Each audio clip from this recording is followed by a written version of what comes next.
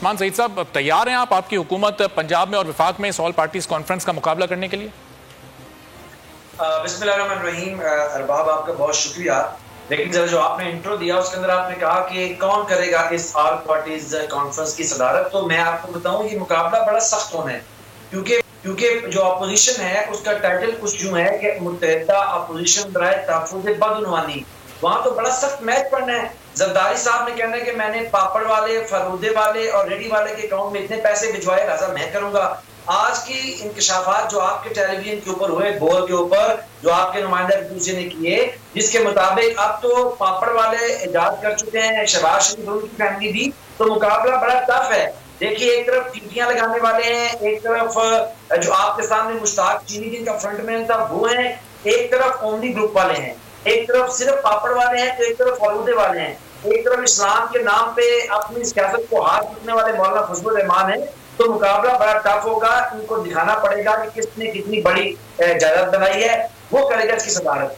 बाकी जहां तक गवर्नमेंट की बात है, ये मैं आपको लिख दूं, क्योंकि बागमती के कुंबे के पास जिसका नाम मुत्तहिदा अपोजिशन बराए तहफ्फुज़ बदउनवानी है, कोई एजेंडा नहीं है। मास वाइज के इनसे इंतसाब का ना पूछा जाए, मनी ट्रेल ना मांगी जाए, और पापड़ वाले और फलूदे वाले के साथ मिलकर जो कौम के मुस्तकबिल का ये फलूदा निकाल चुके हैं उसका सवाल ना किया जाए। इसके अलावा इनके पास कोई एजेंडा नहीं है। लिहाजा खंजर उठेगी ना तलवार, इनसे ये बाजू मेरे आजमाए हुए हैं, इनसे कुछ नहीं होगा।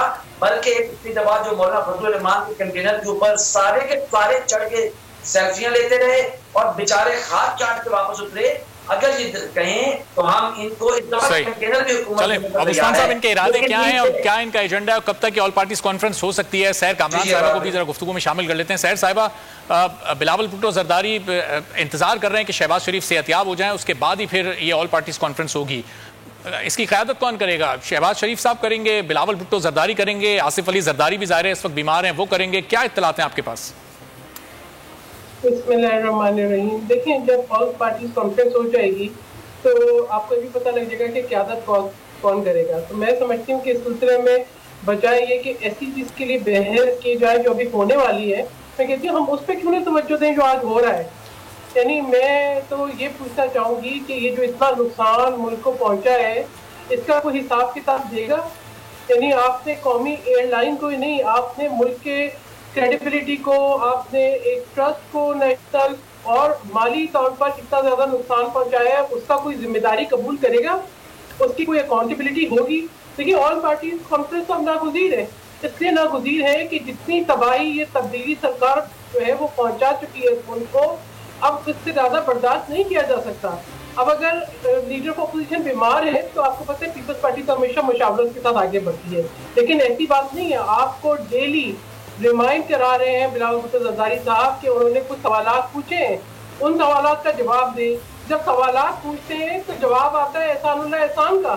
एहसानुल्लाह एहसान जो है वो धमकी में ट्वीट करता है और उसके बाद वो अकाउंट अपने दोबारा बनाता है। मुझे ये बताएं कि जो दहशतगर्दी अब दोबारा और ये दोबारा जो है दहशतगर्दों की सरपरस्ती चल रही है, इसका भी कोई जवाब देगा?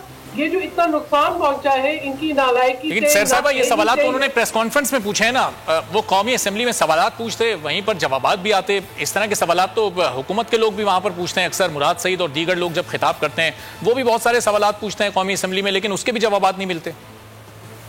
देखिए, बात यह है कि मुराद सही तो इन्होंने जो है वो एक रखा हुआ है, मैं समझती हूँ कि एंटरटेनमेंट फीचर ना। अब वो भी जो होता है ना, जो आप स्टेज शो, वो भी थर्ड क्लास वाले, उनका जो किरदार होता है उससे ज्यादा फर्क उसमें नहीं है। तो उसके बारे में तो मैं इसलिए तबसरा नहीं करती क्योंकि वो इन्होंने सिर्फ इसलिए रखा हुआ है कि वो जो पार्लियामेंट का जो एक माहौल है उसको खराब कर सकें और उसको गैर संजीदा कर सकें। वजीर आजम जो है उनका नाम तो मिसाल के तौर पर ले लिया। अली जैदी ने भी ट्वीट किया कि बिलावल भुट्टो जरदारी एक कागज के पुर्जे के जरिए वसीयत दिखाकर वो बन गए। उन्होंने कहा कि उस वसीयत की तस्दीक होनी चाहिए, वो सामने आनी चाहिए। तो सवालात तो तमाम ही हुकूमती वज़रा आपकी जमात से और PMLN से भी पूछ रहे हो। हमारी पार्टी का मसला है ना कि हमारी पार्टी किसको अपना कायद तस्लीम करती है। इसमें अली जैदी को क्या प्रॉब्लम है? अगर पार्टी के अंदर किसी को उस वसीयत पर या क़यादत पर एतराज होता तो पार्टी के अंदर से आवाजें आती ना। अली जैदी तो ये बताएं कि पोर्ट के ऊपर जो टॉक्सिक गैस थी वो कैसे फैली थी, जो 14 अफराद में हलाक हुए थे, जो सैकड़ों जो है वो उससे मुतासिर हुए थे, उसकी इंक्वायरी रिपोर्ट क्या है। अली जैदी तो इस बात का जवाब दे कि जब आपके ऑयल टर्मिनल में ऑयल मौजूद था तो मार्केट से गायब क्यों किया, ये साजिश क्या थी, ये काला बाजारी क्यों हुई। देखिए सवाल तो बहुत सारे बनते हैं। अली जैदी के स्टंट्स आप भूल गए, वो जो है पिछली दफा आपको नजर आया था, सफाई महम भी थी। अली जैदी को ये देखिए मसला ये है कि हुकूमत चल रही है सिर्फ स्टंट पे, ये हुकूमत चल रही है सिर्फ जो है वो मीडिया स्ट्रेटजी पे, लेकिन हम तो उसकी बात कर रहे हैं, सबसे सवाल उठा रहे हैं।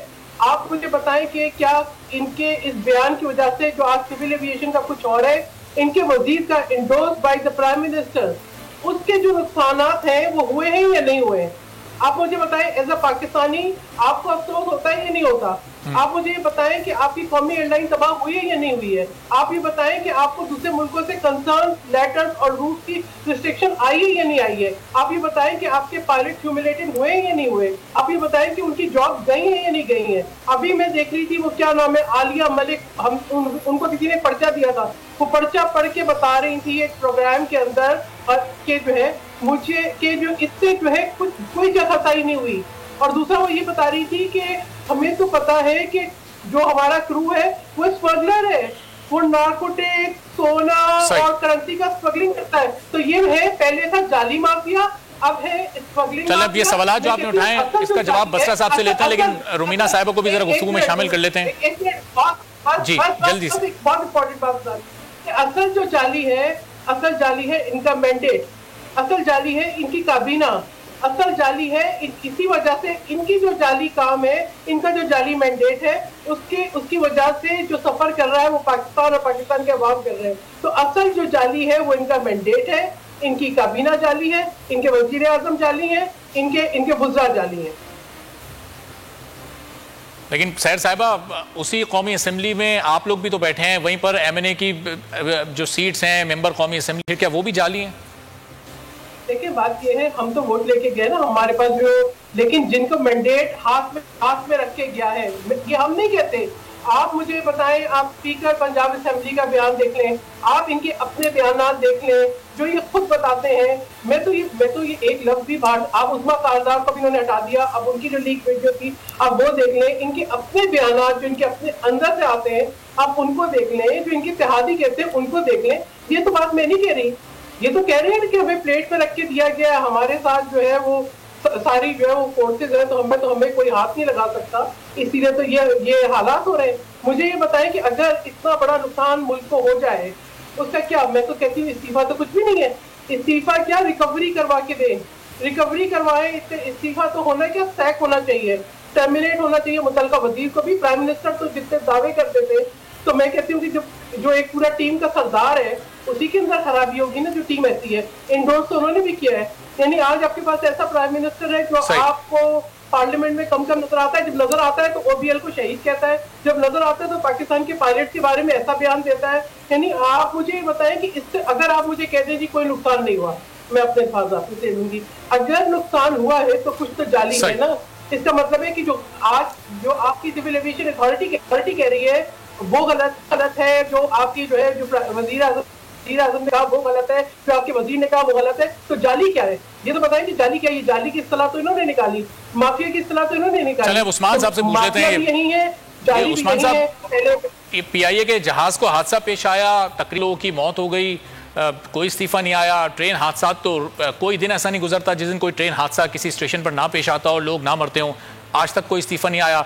इमरान खान साहब तो बात करते थे मोरल पॉलिटिक्स की, कि मोरल वैल्यूज़ बड़ी हाई होनी चाहिए पॉलिटिक्स में, जहां कहीं कोई हादसा हो मुतल्लिका मिनिस्टर को इस्तीफा दे देना चाहिए। लेकिन अभी तक हमने देखा आपकी हुकूमत में ना वजीर हवाबाजी गुलाम सरवर खान साहब ने इस्तीफा दिया, ना शेख रशीद साहब ने इस्तीफा दिया, तो फिर वो मोरल वैल्यूज़ कहाँ चली गई?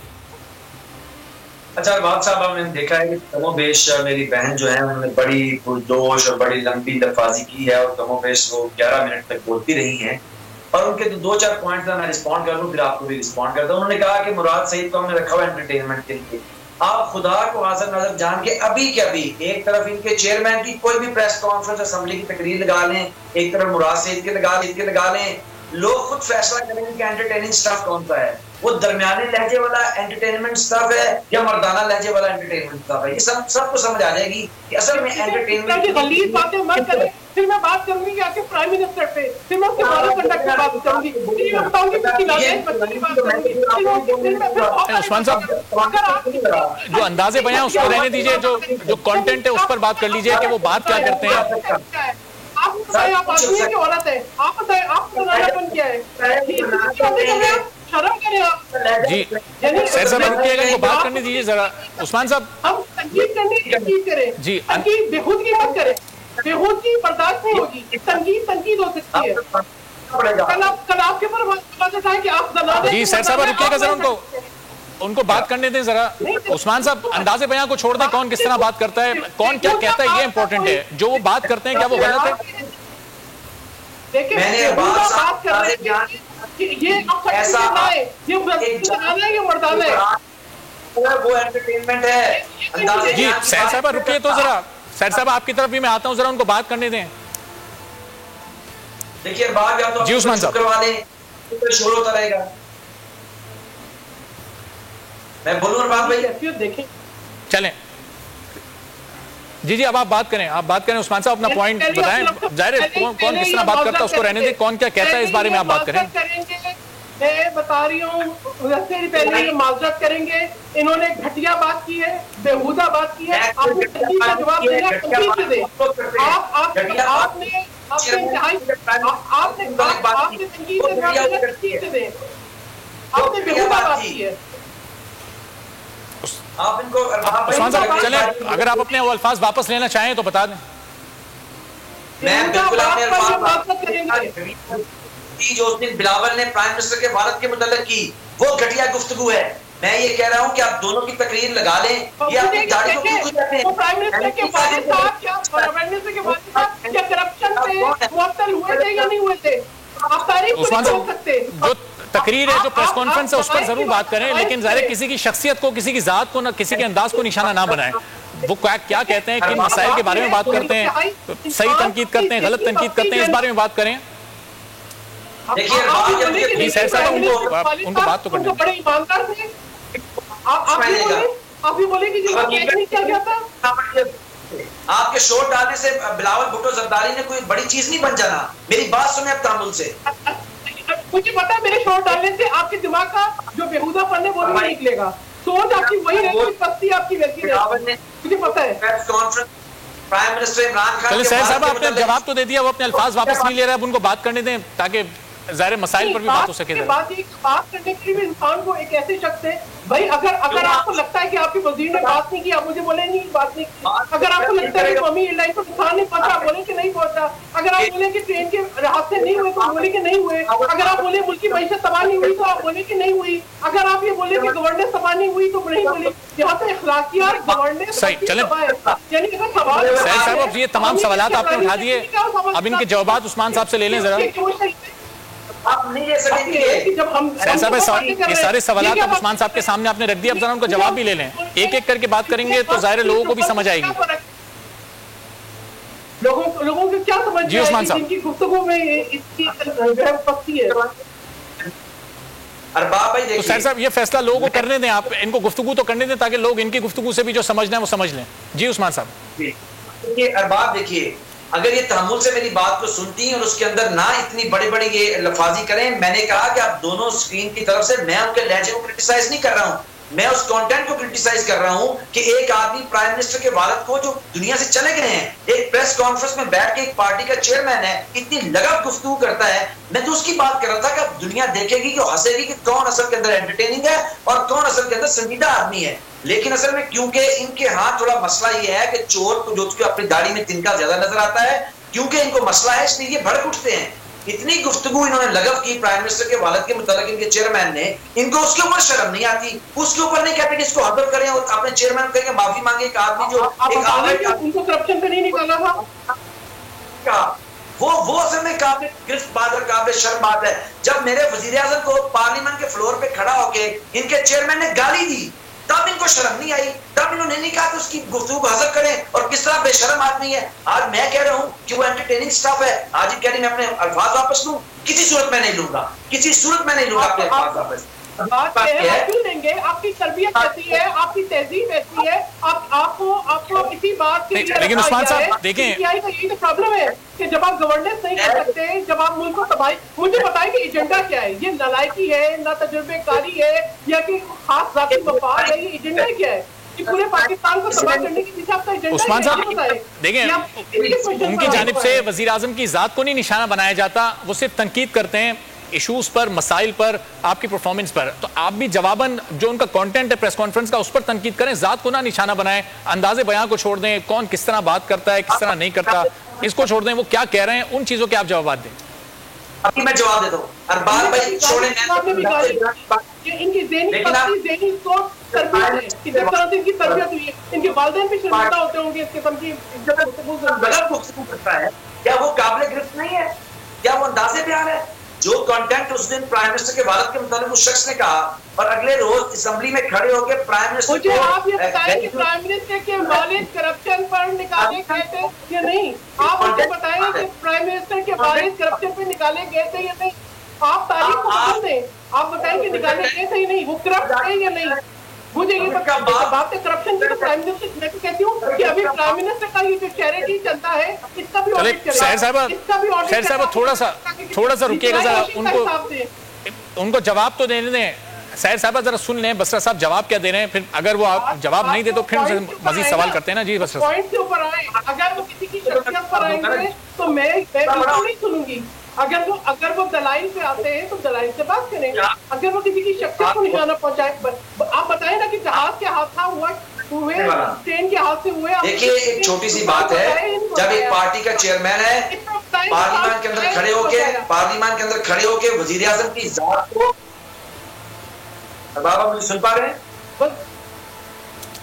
जी बसरा साहब आपकी आवाज आ रही है, बताइए। आप मुझे बताइए, वही करते हैं ना जो कहता कि कुंडी से पैसे भेजो, आप ये बोलेंगे। सैर साहब थोड़ा सा रुकिए, जरा सुन तो लीजिए। सैर साहब इस तरह कैसे बात हो सकेगी? सैर साहब आप दोनों एक साथ बोलेंगे तो आवाजें मिक्स हो रही हैं, किसी को कुछ समझ नहीं आ रहा। एक एक करके बात कर लेते हैं। बसरा साहब को जवाब का मौका दें, फिर आप अपने सवालात कर लीजिएगा। रुकिए जरा। अगर ये दलाइल से बात करेंगे तो मैं सुबह सुनूंगी, अगर ये किसी को तहजीब का निशाना बनाएंगे तो नहीं सुनूंगी। बात बिल्कुल क्लियर है। अब इनको बोले कि बात करें, आप दलाइल पे बात कर रहे हैं, आप कंटेंट पे बात कर रहे हैं। अब रुकिएगा जरा, बात तो सुन लीजिए उनकी, आप रुकिएगा जरा। जी बसरा साहब।